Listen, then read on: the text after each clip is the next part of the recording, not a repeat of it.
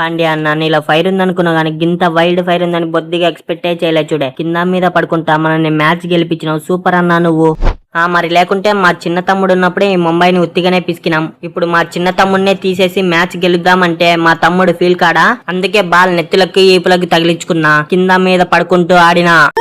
Super తమ్ముడు. ఒక పక్క వచ్చినోళ్ళు వచ్చినట్టు దబ్బుని 2 కాళ్ళు ఎత్తేస్తుంటే నువ్వు ఒకడివి గోడ మాదిరిగా నిలబడి మ్యాచ్ ని గెలిపించినావు, సూపర్ తమ్ముడు నువ్వు. గంతమైన బ్యాటింగ్ లో 6లు చూపి బౌలింగ్ లో ఉత్తి 26 రన్లే ఇస్తే నాకు కాకుండా ఆ భూవికి ఇస్తారులే మ్యాన్ ఆఫ్ ది మ్యాచ్. నాయన కృణాలు, నువ్వు ఉత్తి బ్యాటింగ్ ఒక్కటే చేసినావు. అదే నేను బౌలింగ్ లో 4 పుల్లలు పీకిన ఉత్తి 23 రన్నులే ఇచ్చిన. మళ్ళా మ్యాచ్ అయిపోయిందని అందరు అనుకుంటే వచ్చి 6 చూపి మ్యాచ్ ని 1 సైడ్ చేసి పడేసి ఫినిషింగ్ చేసిన.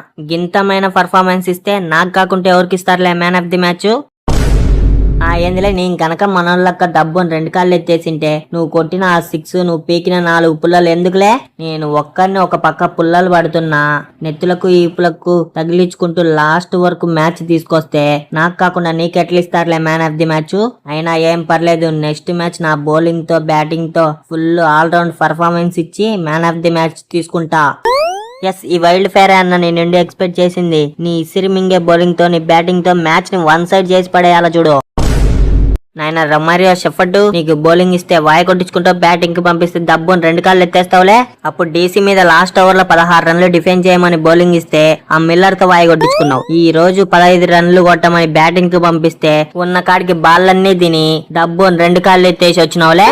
ఈ మ్యాచ్ ఏదో భూవి 6 కొట్టి గెలిపించినాడు కానీ లేకుంటే నీ ఒక్కడి పర్ఫార్మెన్స్ తో 3 మ్యాచ్లు మింగాయి తమ్ముడు. టీం కోసం నువ్వు కష్టపడింది చాలు తమ్ముడు, ఇంకా రెస్ట్ తీసుకో. ఏందన్న అంత పెద్ద మాట అన్నావు? నేనైనా ఇంత టీం గెలవడం కోసం బౌలింగ్ లో ఒక పుల్ల పీకి ఉత్తి 18 రన్నులే అన్న ఇచ్చింది. అందరు నన్ను అంటారులే కానీ ఆ జితేష్ ఇప్పటి వరకు ఏం చేసినాలే టీం కోసం. అసలు మీకు నా వల్లే ప్రాబ్లం అయితే చెప్పండి, వెళ్ళిపోతా కొంపకి. మీరు చూసుకోకుండా నన్నెందుకులే మధ్యలో లాగుతారు. అయినా నేను 2 6లు చెప్పిన ఆ ఒక్క బాల్ చక్కగా బ్యాట్ కి తగలలేదు చూడే. అది కనుక బ్యాట్ కి తగిలింటేనా మ్యాచ్ ని ఫినిష్ చేసి పడేసేటోన్ని. తమ్ముడు, నువ్వు ఇచ్చే పర్ఫార్మెన్స్ కు నువ్వు మాట్లాడే మాటలకి ఏమన్నా సంబంధం ఉందాలే. ఇంకా చాలు తమ్ముడు, మీరిద్దరు టీం కోసం చాలా కష్టపడ్డారు, ఇంకా రెస్ట్ తీసుకోండి. ఏందన్న గంత పెద్ద మాట అన్నావు? ఇంత ముందు T20 వరల్డ్ కప్ లో నువ్వు ఫైనల్ లో ఫామ్ లోకి వచ్చినావు. మొన్న T20 వరల్డ్ కప్ లో అభిషేక్ ఫైనల్ లో ఫామ్ లోకి వచ్చిండు. నేను కూడా ఫామ్ లోకి వస్తున్నా అన్న.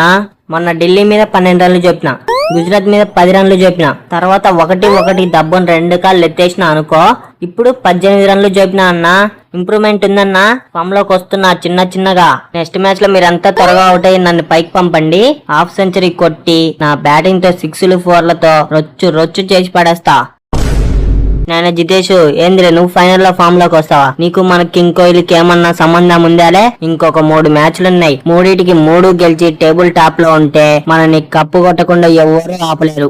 తమ్ముడు సూర్య, చూసిన వాళ్ళంతా క్వాలిఫై అవడానికే కాకుండా టేబుల్ ఫస్ట్ ప్లేస్ లో ఉండాలని చూస్తుంటే మనల్ని మట్టికి ఫస్ట్ అస్సాం ట్రైన్ ఎక్కించినావు.